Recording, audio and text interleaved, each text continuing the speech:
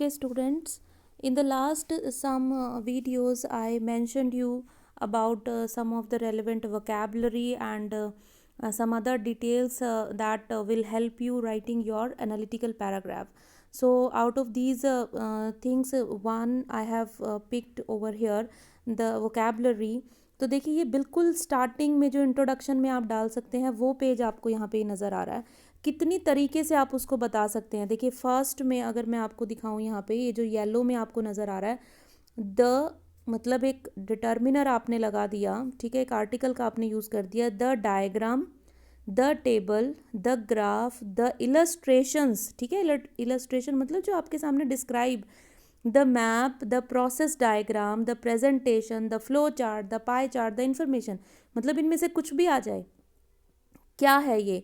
The diagram represents, the diagram delineate, indicates, outlines, denotes, expresses, demonstrates, summarizes, sketches out, enumerates। देखिए कितने नए words आपको मिल रहे हैं, आप किसी को भी किसी के साथ जोड़ सकते हैं। देखिए जैसे मैं ये थर्ड ले रही हूँ, द सप्लाइड इलस्ट्रेशंस मैंने कह दिया, द सप्लाइड प्रेजेंटेशन मैंने कह दिया, सप्लाइड का मतलब द गिवन, ठीक है, द प्रेजेंटेड ग्राफ कह दिया, द प्रोवाइडेड प्रेजेंटेशन कह दिया, द प्रेजेंटेड इलस्ट्रेशंस डेमोन्स्ट्रेट्स, समझ आया, ठीक है। तो यहाँ पे आ गया द प्रेजेंटेड मैप इंडिकेट्स या फिर आउटलाइंस या फिर डिनोट्स, राइट। तो यहाँ पे आ गया द सप्लाइड इलस्ट्रेशंस समराइज, ठीक है, समराइज करती है।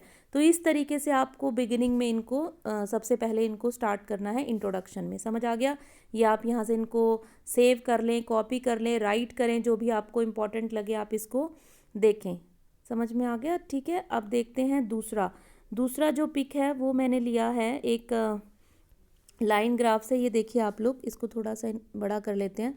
देखिए जब भी कोई चीज़ स्टार्ट होती है, जब भी आप कहते हो कि ये कंपनी या ये ट्रेंड स्टार्ट हुआ, इस ये सैमसंग ओपन हुआ इंडिया में, या कोई और KFC और मैकडीज जो भी आपके सामने दिया हुआ है, तो ये बिल्कुल बिगिनिंग में आप देख रहे हो येलो में stood at, constituted, made up, composed, comprised.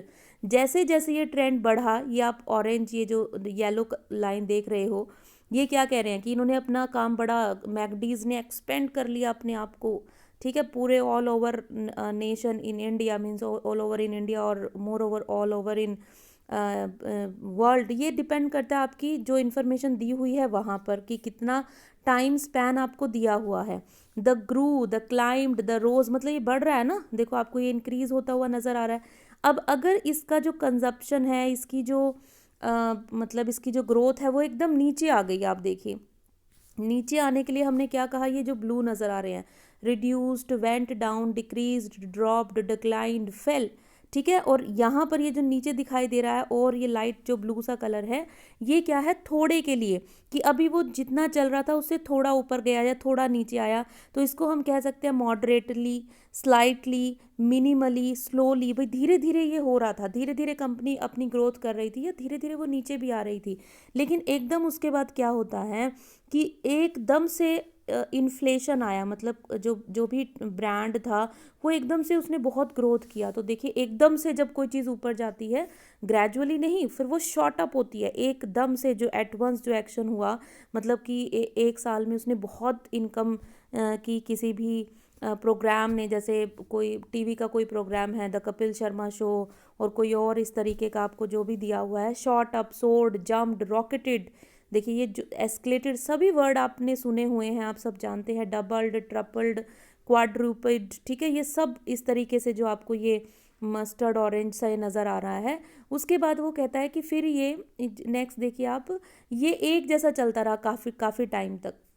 मतलब क्या हुआ, फ्लैटेंड हो गया, स्टेबलाइज हो गया, स्टेबलाइज का मतलब स्टेबल हो गया, मतलब कोई फ्लक्चुएशन नज़र नहीं आ रही थी। स्टूड एट, स्टेड और levelled off at, was remain stable या कॉन्स्टेंट एट। उसके बाद फिर वो एकदम से मान लो गिर गई कोई चीज़, ठीक है, बहुत अच्छे पे चल रही थी और एकदम से कोलैप्स हो गया। 1 मिनट,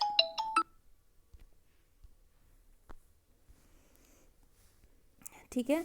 तो उसका उसके बाद क्या हुआ कि एकदम से नीचे की तरफ आ गया कोई कंपनी का जो ग्रोथ है, तो हम उसको क्या कहेंगे कि the company collapsed at once, या फिर स्लम्प्ड, या फिर क्रैश्ड, या फिर प्लंज्ड, या फिर प्लमेटेड। ठीक है, तो इस तरीके से आप देख सकते हैं कितनी सारी वोकैबलरी आपको यहाँ पर रेलेवेंट मिल जाती है, और बहुत इजी हैं कुछ तो, जो आप बहुत ही ध्यान से अगर देखें तो बहुत सारी चीज़ें ऐसी हैं जो आपको ऑलरेडी मालूम है, और अगर नहीं भी हैं तो आप उनको अपनी वोकैबलरी में ऐड कर सकते हैं, और उनको आपको करना ही पड़ेगा, means if you want to do good in your writing section, right. अब देखिए ये थर्ड जो पिक्चर है, ये भी वोकैबलरी को लेकर है, और ये बिल्कुल जो मैंने अभी आपको पिक्चर में शो किया ये बिल्कुल वही है, सिर्फ ये यहाँ पर सिंपल वर्ड्स में दे दिया। ये थर्ड लाइन का कोई नहीं है, सेम ही है ये। गो डाउन के इतने सारे वर्ड हैं, गो अप के हैं, कोई नो चेंज है तो उसके लिए हैं, कांस्टेंट चेंज हो रहा है, फ्लक्चुएशन हो रही है तो उसके भी हैं।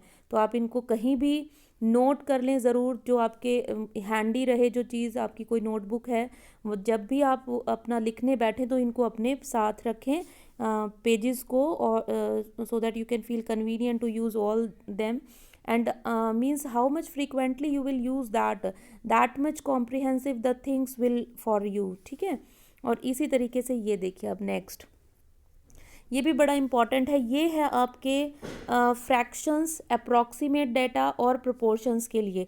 इसमें थोड़ा सा बच्चे कई बार थोड़ा सा हो जाता है, हमें समझ में नहीं आता कि हम क्या लिखें, तो ये बिल्कुल क्लियर है, अलग अलग तरीके से हर एक के लिए आपको अलग डिफरेंट वर्ड दिया हुआ है। जैसे कोई चीज़ 4% पे है कहीं पर, ठीक है, तो उसको हम क्या कह सकते हैं कि बहुत कम डिफरेंस है, कि मतलब एक चीज़ 21 पे है, दूसरी जो है 25 पे है, कोई बार ग्राफ आपको दे दिया, तो हम कहेंगे कि there is only a tiny fraction, that is 4%। या 24 को क्या कहेंगे, ऑलमोस्ट अ क्वार्टर, आपको मालूम है क्वार्टर कहते हैं 25 को, सो 24 is almost a quarter, 25 exactly a quarter. ठीक है, तो यहाँ आ जाइए आप नीचे, 73 नियरली 3 क्वार्टर्स, क्योंकि 75 तो एग्जैक्टली 3 क्वार्टर्स ही होते हैं, सो 73 is nearly 3 quarters, and 79 well over 3 quarters. ठीक है, उसके बाद आप अप्रॉक्सीमेटली आप किसी इन्फॉर्मेशन को यूज़ करना चाहते हैं, तो आप देखिए इन अप्रॉक्सीमेटली के कितने सारे वर्ड्स आपको दिए हुए हैं, जस्ट ओवर, अबाउट, अराउंड, रफली, just below, a little more than, a little less than, ये सब, and after that is about the proportion. 2% है तो हम उसको क्या कहेंगे, 4% है, 16% है, 72% है, 89% है।